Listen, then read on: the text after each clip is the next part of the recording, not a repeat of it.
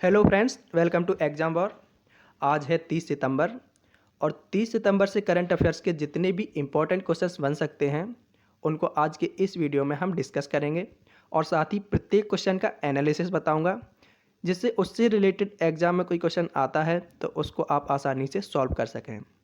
तो वीडियो को ध्यान से देखना है और चैनल को सब्सक्राइब करके बेल आइकन पर क्लिक करना है ताकि वीडियोज़ के सारे नोटिफिकेशन आपको प्राप्त हो सकें। चलिए शुरू करते हैं। पहला क्वेश्चन है, हाल ही में ईश्वर चंद्र विद्यासागर जयंती किस दिन मनाई गई? Recently Ishwar Chandra Vidyasagar birth anniversary is observed on which day? तो इसका सही आंसर होगा ऑप्शन नंबर सी, 26 सितंबर। 26 सितंबर को हाल ही में ईश्वर चंद्र विद्यासागर जयंती मनाई गई। तो ये जो व्यक्ति हैं ईश्वर चंद्र विद्यासागर, इनकी इमेज आपको दिख रही है। ये अपने बहुत सारे सुधारवादी कार्यों के लिए जाने जाते थे और आज आर्य समाज के शुरुआती लोगों में से थे और इनका जन्म 26 सितंबर 1820 को हुआ था। इसीलिए 26 सितंबर को इनकी जयंती मनाई जाती है। देखते हैं अगला क्वेश्चन।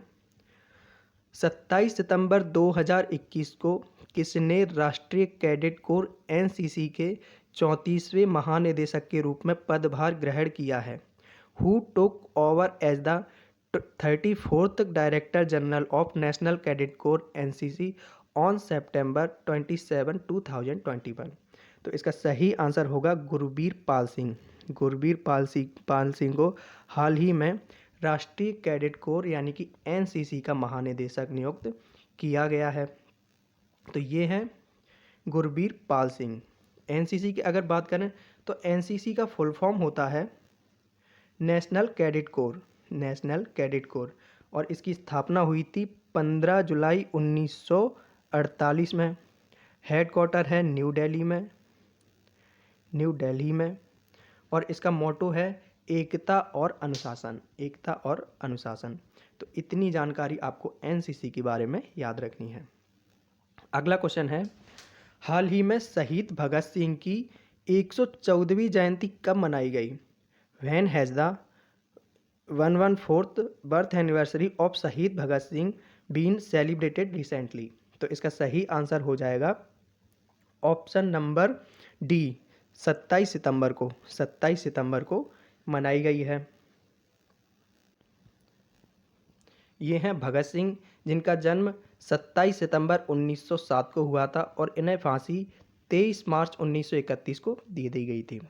भगत सिंह की बात करें तो इनको इनके कार्यों के लिए तो याद किया ही जाता है, लेकिन भगत सिंह के द्वारा अंग्रेज़ों के खिलाफ उनको देश से भगाने के लिए नेतृत्व वाले जो कार्य किए थे, जिसमें उनके साथ राजगुरु सुखदेव शामिल थे, जिसके चलते हुए उन्होंने लाला लाजपत राय को मारने वाला अंग्रेज़ जो था, जिसने लाजपत राय को मारा था, उसको मारकर उसका बदला पूरा किया और देश के अंदर इनकलाब यानी कि क्रांति की अलग जगाई।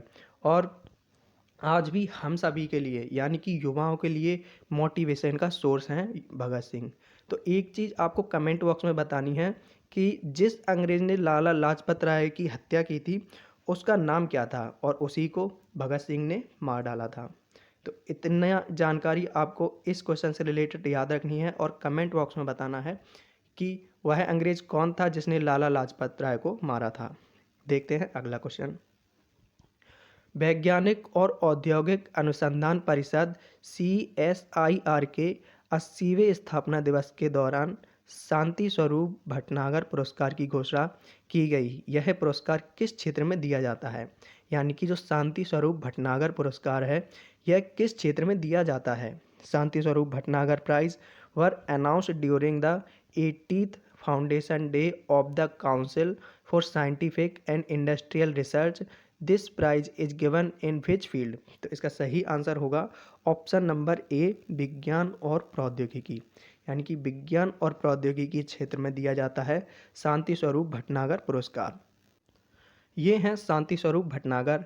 इन्हें फादर ऑफ रिसर्च लेबोरेटरीज भी कहा जाता है और इन्होंने CSIR के संस्थापक सदस्य के रूप में भी कार्य किया है। ये चीज़ आपको याद रखनी है कि इन्हें फादर ऑफ रिसर्च लेबोरेटरीज कहा जाता है। और 1954 में 1954 में इन्हें पद्म भूषण पुरस्कार से सम्मानित किया गया है और इन्हीं की याद में शांति स्वरूप भटनागर पुरस्कार दिया जाता है।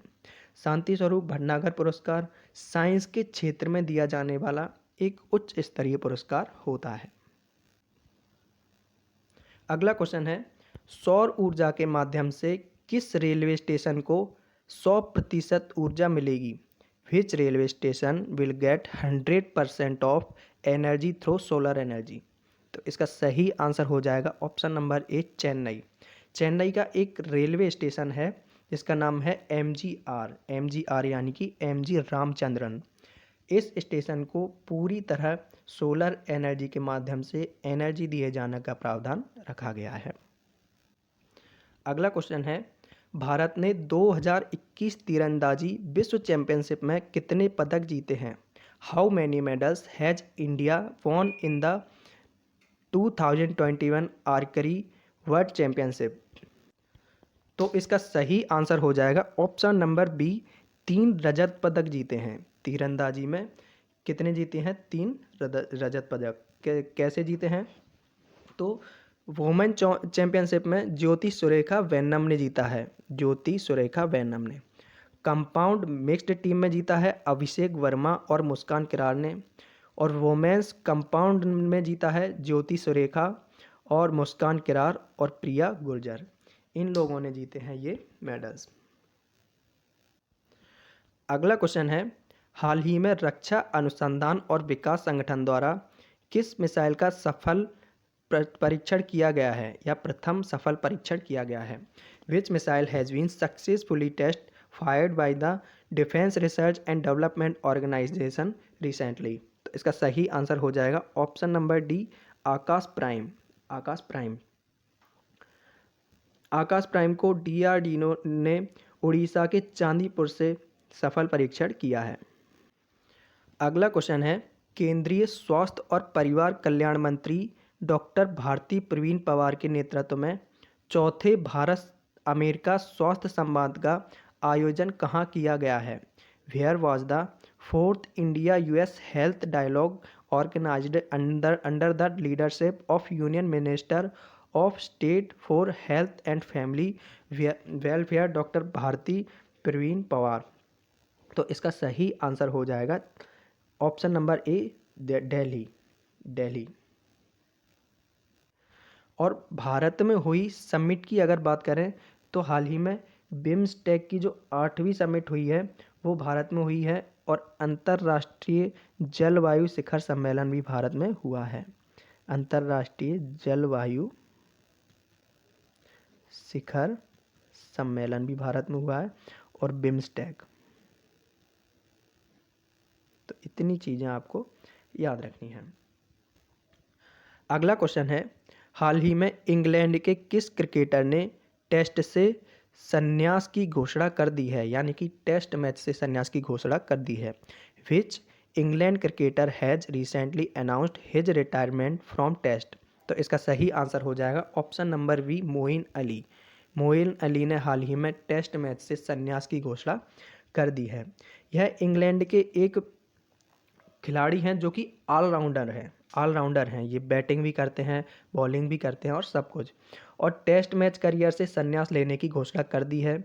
इन्होंने 195 टेस्ट मैच खेले हैं और 5 टेस्ट मैच में शतक बनाया है। तो ये चीज़ की याद रखनी है कि इन्होंने 195 टेस्ट मैच खेले हैं और 5 टेस्ट मैच में शतक बनाए हैं, और ये इंग्लैंड के खिलाड़ी हैं। तो इतनी जानकारी आपको याद रखनी है इस क्वेश्चन से रिलेटेड। अगला क्वेश्चन है, एशिया मनी 2021 पोल के अनुसार भारत में सबसे उत्कृष्ट कंपनी कौन सी बनी है? Which is the best company in India according to Asia money 2021 poll? तो इसका सही आंसर हो जाएगा HDFC bank, option number C, HDFC bank. HDFC bank की अगर बात करें तो इसकी स्थापना हुई थी 1994 में। मुख्यालय है मुंबई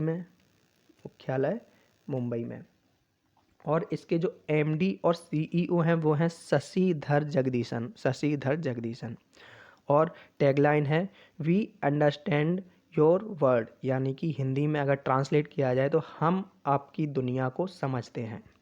ये इसकी टैगलाइन है। अगला क्वेश्चन है, हाल ही में किस राज्य के नागा खीरे को जीआई टैग दिया गया है?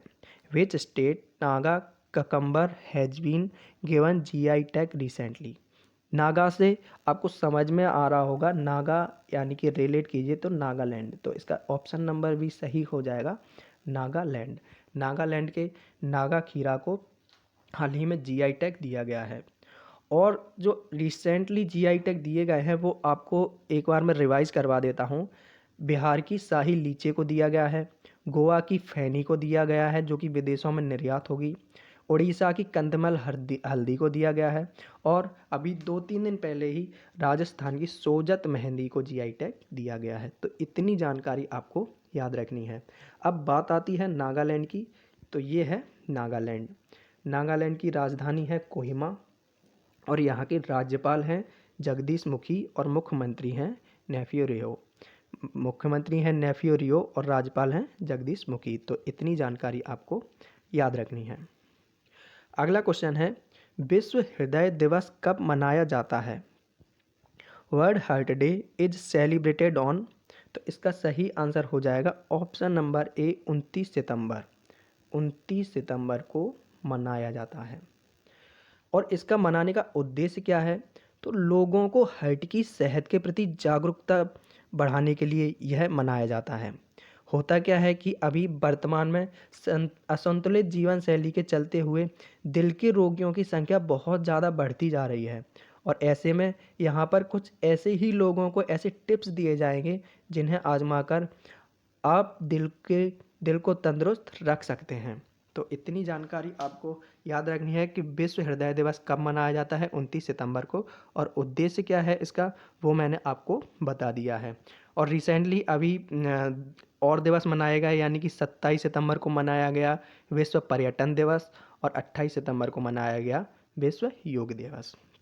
देखते हैं अगला क्वेश्चन। तो लास्ट में इम्पोर्टेंट स्टैटिक जीके के कुछ क्वेश्चन हैं जो कि हम सॉल्व करेंगे। करंट अफेयर्स के सारे क्वेश्चन हम देख चुके हैं, जो कि आज की डेट से जितने भी क्वेश्चन बन सकते हैं उनको हमने देख लिया है। अब स्टैटिक जीके के इम्पोर्टेंट क्वेश्चन करते हैं। चीनी यात्री हेनसांग ने किस विश्वविद्यालय में अध्ययन किया था? तो इसका सही आंसर होगा नालंदा विश्वविद्यालय, नालंदा। अगला है, सती प्रथा के अंत में सबसे अधिक प्रयास किस समाज सुधारक का रहा है? तो सबसे ज़्यादा रहा है राजा राम मोहन राय का। अगला है, हृदय की धड़कन को नियंत्रित करने के लिए कौन सा खनिज आवश्यक है? तो वो है पोटेशियम। सम्राट अशोक ने किस युद्ध के बाद बौद्ध धर्म ग्रहण कर लिया था? तो इसका सही आंसर होगा कलिंग युद्ध। अगला है, गौतम बुद्ध द्वारा 29 वर्ष की आयु में गृह त्याग की घटना क्या कहलाती है? तो गृह त्याग की घटना कहलाती है महानिभिष्क्रमण, महानिभिष्क्रमण। अगला है, सुंदरलाल बहुगुणा का संबंध किस आंदोलन से है? तो इनका है चिपको आंदोलन से, चिपको आंदोलन से। तो ये थे हमारे आज के कुछ इम्पोर्टेंट क्वेश्चन। तो वीडियो अच्छा लगा है तो वीडियो को लाइक कीजिए, चैनल को सब्सक्राइब कर लीजिए और बेल आइकन पर क्लिक कर लीजिए ताकि वीडियोस के सारे नोटिफिकेशन आपको प्रत्येक दिन मिलते रहें, क्योंकि ये हमारा डेली करंट अफेयर्स का सेशन है। तो डेली वीडियो बनता है डेली करंट अफेयर्स को लेकर, और प्रतियोगी परीक्षा के पॉइंट ऑफ व्यू से बहुत ही इंपॉर्टेंट क्वेश्चंस होते हैं। तो इसी जोश के साथ अपनी पढ़ाई को कंटिन्यू रखिए। All the best. Thank you for watching video.